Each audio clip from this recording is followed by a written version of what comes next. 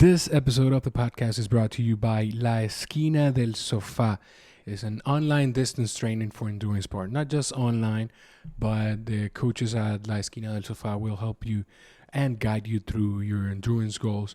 It doesn't matter where you are, all around the world. So visit them at La Esquina del Sofá on Instagram. You'll find the links below. So go ahead and visit them. This is our first podcast in English. Hello, tribe. My name is Jorge Chaljub, and this is El Coffee Break Podcast. For those who, give me just 1 minute for those who don't speak Spanish. Este es el primer episodio que vamos a estar haciendo en inglés. En YouTube pueden encontrar el contenido con subtítulos. YouTube da una opción de subtítulos para quienes estén interesados. Vuelvo al inglés. Okay, so like I was telling the guys that don't speak English, in YouTube you can find subtitles in case you don't understand my English. So this is a really special episode. Thank you to the Triathlon Federation in the Dominican Republic. We were able to interview Cameron Wurf. Cameron Wurf is a world-class triathlete that came down here to the DR for the ITU World event in Santo Domingo. He's going to have top athletes from all around the world, and Cameron was someone that we wanted to interview since he's coming down from the Ironman distance to get the challenge on qualifying to the Olympics. And if you want to learn more about Cameron history, there's a lot of interviews that he has done on that with Bob Babbitt, with Triathlon Taran.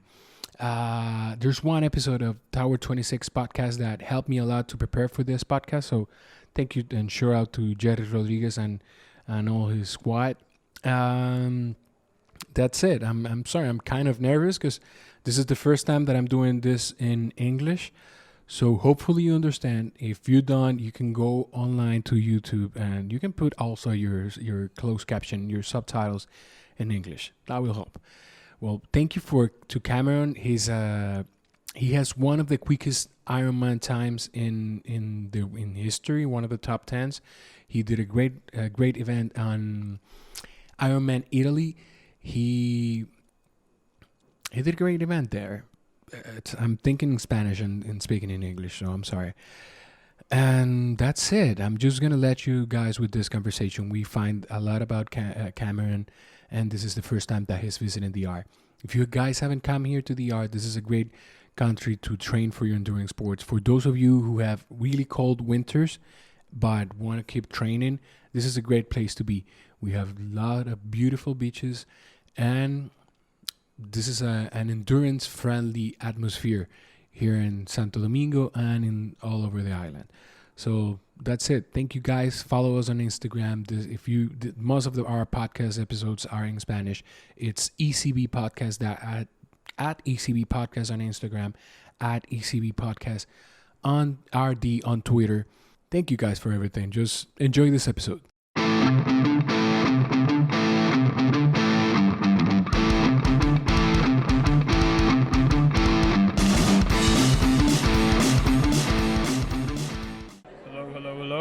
Welcome to Santo Domingo. How's it going, Cam? Good, thanks. Yeah, first time here. Didn't really know what to expect, and excited to check it out on Sunday. First time here and first time competing in ITU, right? A lot of firsts. A lot of firsts this weekend. So, and what are your expectations? People already know that you have a rowing background. You were a professional rower, right? And you have a great cycling background too. Yeah. What are your expectations for this Sunday? I think the effort in ITU is something I'm more familiar with than Ironman. Okay. As far as my sporting background goes, I mean, rowing is a extremely intense sport. You know, it's amazing how much you can hurt yourself in 6 minutes. So the knowledge I've learned from that of how to push myself over a shorter distance, it's certainly something that helped me into cycling. And cycling similar, you know, with individual time trials and then the way the races end, with mountaintop finishes and things. It's, all-out efforts for the last couple of hours are quite intense. So I definitely have found adapting to Ironman more difficult, I think, than when I do shorter races. Okay. The shorter races I've done in triathlon, half distance, I've actually always... Well, I've only done 2 and I've won them both. So I've beaten Tim, Don and Pablo de Pina. So, I'm excited. Really I'm excited to see. They're both very good ITU athletes. And so I feel like, I'm excited to see what happens. This is your first time here in the DR? First time... In the Dominican Republic? Yeah, first time here in Dominican, absolutely. Yeah. Do you have any knowledge of Spanish at all?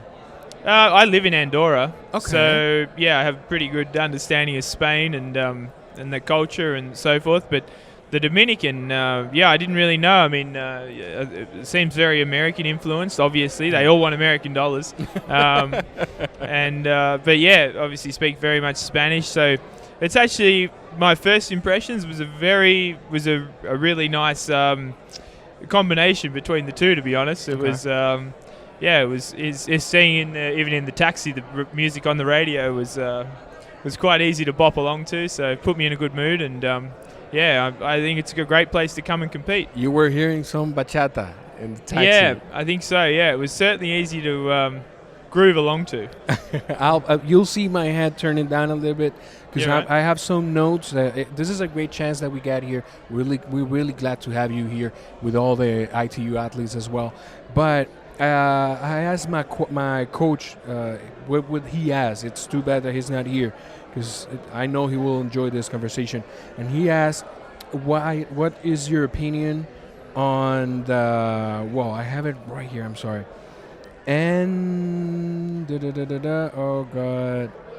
Here it is. What's your opinion on NSYD? It's something that you have put into your training already. Into what? Sorry, my opinion on. It's about lactate. God, I have it right here. Okay, here it is. Okay, NSCYD. It's Inside. Inside, I'm sorry. Yeah. Inside is, so a coach I had when I was cycling at Cannondale, my last years in the World Tour, was Sebastian Weber, and he is one of the founders of Inside.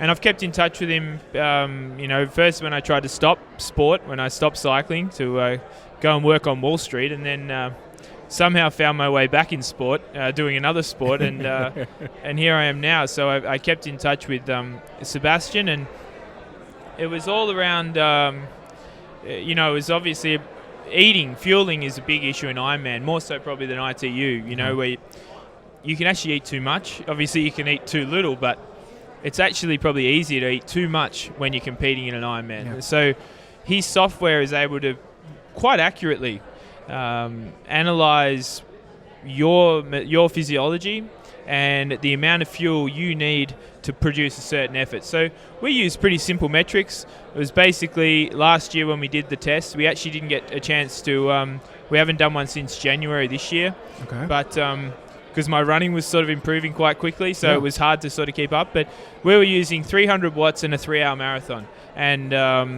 And since we use those metrics, I've never ever had any issues with running out of fuel in races. I recover very well from races. So, I think the software is really quite incredible in teaching your body what it needs for a certain effort. You said in an Instagram post, that's how he figured out that you were working with them, that they took the guesswork out of the training. Exactly, yeah. I mean, it means I don't have to think. It was simple. It's, Cameron, if you have 12 gels on the bike, you're going to have a pretty full tank once you get off the bike to start the run. Once you get on the run, it's obviously harder to consume food, but it's also harder for your body. But because of your energy stores that you've managed to store, you'll only actually need 2 gels per hour, which is much easier to do. So, and since then, we've also noticed my marathons, the second half of my marathons have been quite strong. So, and you've been really vocal about. Vocal in the sense in interviews you've said that working with the Nike team, they realized that it doesn't matter how much effort you put on the bike. You can be pushing hard, and if you go in an aerobic bike, it's going to be the same on your legs. Yeah, it's been that's been intriguing for them and for us, because particularly more so training for this. I mean, we've only had 2 weeks, but doing some hard track work, for example, like teaching me to run faster. And at first I was in Portland and I was running just with the squads, with the Bowerman Truck Club, and doing the sessions. And then I've been back in Los Angeles, and I'm actually running faster after a hard bike ride than I do when I run full gas with the track team. So why that is, we have no idea. That's not for the masters. But no, probably not. But for whatever reason, my body seems to be more efficient running once it's warmed up and off a bike. So, and they certainly said that's not something you often see. So it's definitely not a pure runner. Wouldn't have that.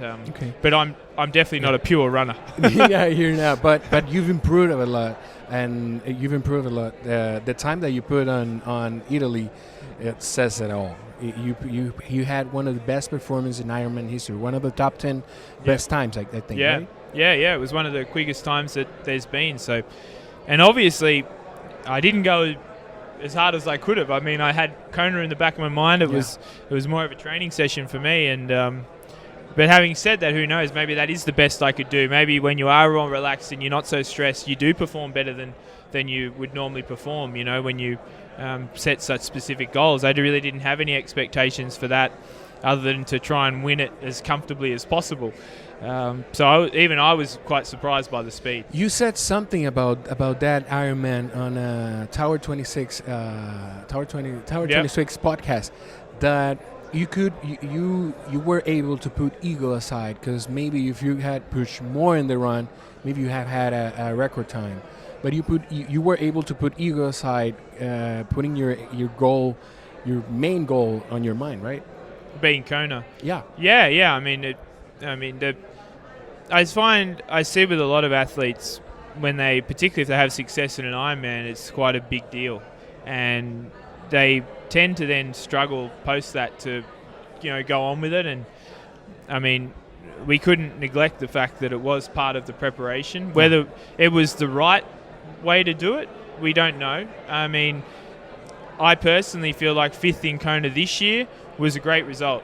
I think if I'd had that sort of effort last year and been 5th, I would have been disappointed with that quality of field. But the quality of field we had in Kona this year, and the athletes that were all the best guys were at their best, every single one. And to finish 5th was, I think, a huge success. A lot of people think perhaps I would have done better, but I think that's disrespectful to my rivals that beat me, who are great athletes. So, I think for sure we probably learnt that we've got more confidence in my training now. So if there was anything that was potentially didn't work, it was more the fact that it was 4 weeks leading into Kona was somewhat disrupted by racing. Because after, obviously in that period, I wasn't doing the same great training that I'd been doing the 3 months before that. So next year we'll probably do it differently. You mentioned the field in Kona, but we know the main names, the Lionel Sanders, the Jan Fredinos, the Sebastian Kinleys that had a great race this year, T.O., and there are several names that people know that there are threat in any starting line. Is there a triathlete, is there an athlete that might be a threat, but people that is not in the inside might not know about? Oh, I mean, Joe's skipper, obviously. I mean, that guy has all the tools. I mean, I see he's someone I feel really threatened by, because I feel like when the performance I believe I'm working towards doing one day, and look at my strengths and I look at him, I think, wow, this guy has really got the potential to do something pretty amazing in this sport. I mean, like me, he's had very good swims, he's had very bad swims, and when he's had bad swims, it's affected his overall performance, like in Florida. He's had great bike rides, he's becoming very consistent on the bike, and then, of course, he's had great runs, and then he's had more difficult runs. In Florida, he almost put it together. I think Joe could have swum a couple of minutes quicker for sure. I mean, he did in Kona.